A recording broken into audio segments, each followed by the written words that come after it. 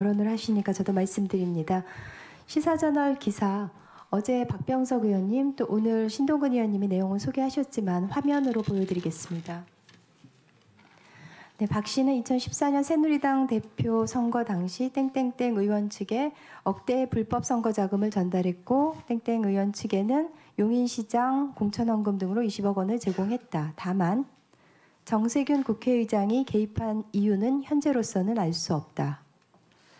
그러니까 논란의 중심에 있는 박 씨의 진술에 따르면 자유한국당 소속의 의원 2명은 억대의 선거 자금이나 공천 자금을 제공했는데 후보자는 해당 사항이 없습니다. 네, 박 씨는 후보자에게 민원을 넣고는 그 통화 내용을 녹취했다가 언론에 건넨 상식적으로 이해가 되지 않는 인물인데요.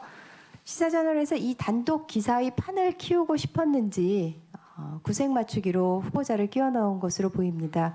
그러니까 요지는 이거죠. 그러니까 지역구민인 박 씨, 헐값으로 매각되는 게 억울하다고 하소연해서 후보자가 어떻게 되고 있는지 알아본 정도고 어떠한 부정한 청탁도 없었던 거죠. 그렇죠, 후보자님? 그렇습니다. 네. 이것으로 포스코 박 씨 논란은 종지부를 찍었으면 합니다. 자, 1인 가구 관련해서 질의드리겠습니다. 후보자님 혹시 혼밥, 혼술 이런 거 아시죠? 예, 알죠. 네, 혼자 영화 보기 혼영, 또 혼자 여행하기 혼행 이런 용어들이 광범위하게 통용될 만큼 여가 활동은 물론 의식주까지 1인 영역은 빠르게 늘고 있습니다. 혹시 우리나라의 1인 가구 비중이 어느 정도 되는지 아세요? 20-30% 되는 네, 거 아닌가요? 30%에 육박합니다. 그러니까 네. 전체 16,000 가구 중에서 600만 가구. 통계청의 추계에 따르면 2047년에는 1인 가구 비율이 40%에 이른다고 합니다. 1인 가구를 소재로 한 예능 프로그램이 7년 전에 등장했을 때 참 신선했는데요. 그동안 보편적인 형태로 자리 잡았습니다. 이처럼 가구 형태가 변화하고 있음에도 불구하고 여전히 주거정책, 복지정책 등 대부분의 정책 기조는 4인 가구 중심으로 이루어져 있고 1인 가구는 정책 사각지대에 놓여 있다고 해도 과언이 아닌데요.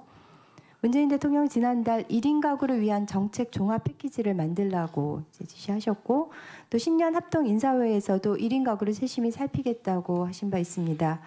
현재 1인 가구 대책 마련은 기획재정부를 중심으로 진행될 계획입니다만 사실 1인 가구 정책은 국무총리를 중심으로 범부처 간 협력과 조정이 필요하다고 생각을 하는데요. 그 경제적 관점, 사회문화적 관점에서 정부가 세밀하고 종합적인 정책을 세워야 하는 부분이고 또 1인 가구 비중이 40%가 넘는 스웨덴, 덴마크, 핀란드, 독일 등 외급 사례도 참조할 필요가 있을 것 같습니다. 그래서 총리가 되신다면 이와 관련해서 어떤 계획을 갖고 계신지 말씀해 주시기 바랍니다. 네, 그 1인 가구 중에 2인 가구로 가면 더 좋을 분들은 빨리 그렇게 되도록 정책을 잘 만들겠고요. 그렇지 않고 1인 가구가 불가피한 1인 가구들은 이 1인 가구라고 해서 홀대를 받는 일이 없도록 좋은 정책을 많이 만들어 보겠습니다. 네. 우리 청년들 역사상 가장 뛰어난 스펙을 가지고 있다는 평가와 역사상 가장 어려운 취약계층이라는 양극의 평가를 동시에 받고 있습니다. 이런 청년들의 어려움을 덜고자 국회가 청년기본법을 여야 합의로 만들었지만 안타깝게도 또 부끄럽게도 아직 본회의를 통과하지 못했습니다. 법 통과 전이라도 청년정책 추진이 늦어서는 안 되기에 작년 5월 당정청이 함께 청년정책 로드맵을 논의했고요. 그 결과 국무총리실을 청년정책의 컨트롤타워로 하고 국무조정실에 청년정책 추진단을 지난 7월 신설해서 운영을 하고 있습니다. 후보자님, 국무총리실이 청년정책의 컨트롤타워가 된 이유가 뭐라고 생각하십니까? 아무래도 청년정책은 어느 한 부처가 전담할 수 있는 일이 아니고 여러 부처가 협력해서 가장 중요한 국정의 우선 과제로 감당해야 될 것이기 때문에 아마 총리실에 설치하게 된 거라고 봅니다. 네. 청년기본법에 따르면 국무총리는 5년마다 청년정책에 대한 기본계획을 수립하고 또 연도별로도 시행계획을 점검해야 합니다. 또 청년정책에 대한 사항을 심의 조정하기 위해서 국무총리를 위원장으로 하는 청년정책조정위원회를 구성하도록 되어 있습니다. 총리가 되시면 이처럼 청년정책을 총괄하면서 운영하시게 될 텐데 혹시 그와 관련해서도 부과하실 말씀이 있을까요?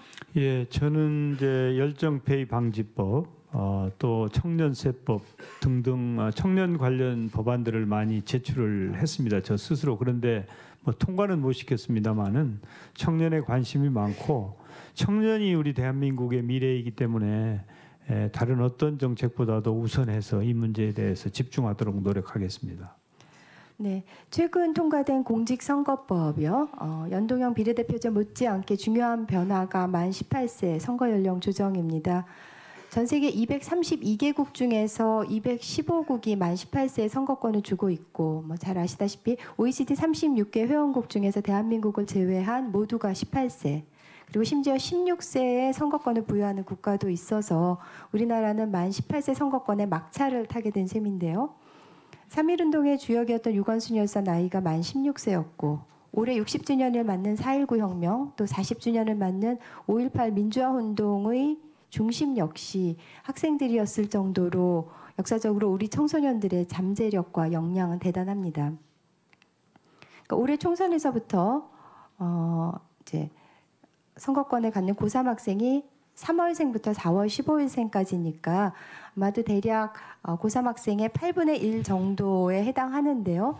고3 학 교실의 정치화라는 반발도 뭐 없지는 않습니다만 저는 평소 학생들을 교복 입은 시민이라고 생각해 왔기 때문에 살아있는 시민교육에 꽂힌 투표권을 가지게 된 거 축하할 일이라고 생각을 합니다.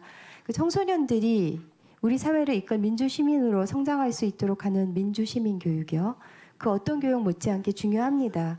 민주시민교육에 대한 후보자의 견해도 밝혀주시기 바랍니다. 예, 민주시민교육이야말로 신뢰 사회를 만드는데 가장 중요한 기초가 되는 부분이라고 생각하고요. 이제 정치를 이제 우리가 어떻게 보느냐에 따라서 다른데 현실 정치가 너무 치열하게 싸움을 하는 정치이기 때문에 그런 측면도 있을 것입니다만은 사실은 서양에서는 18세보다 훨씬 어릴 때부터 정치에 참여하고 정치를 배우지 않습니까? 그런 점에 대해서 우리도 조금 더 개방적일 필요가 있다고 저는 생각을 합니다. 네. 보훈 정책 관련해서 말씀드리겠습니다. 문재인 정부는 보상 중심의 단편적인 보훈 정책에서 보상과 복지가 어우러지는 사람 중심의 보훈 정책을 추진하면서 큰 변화를 가져왔는데요. 그동안 유공자와 유가족분들은 경제적인 어려움과 사회적 무관심 속에서 고통을 받아왔는데 그분들에게 합당한 보상을 드리고 또 국민들로부터 존경을 받으실 수 있는 환경이 점진적으로 조성되어 있고 있는 것 같아서 다행스럽습니다. 네, 수고하셨습니다. 다음은 김상훈 의원님 질의해 주시기 바랍니다. 예, 김상훈 의원입니다. 그 화성동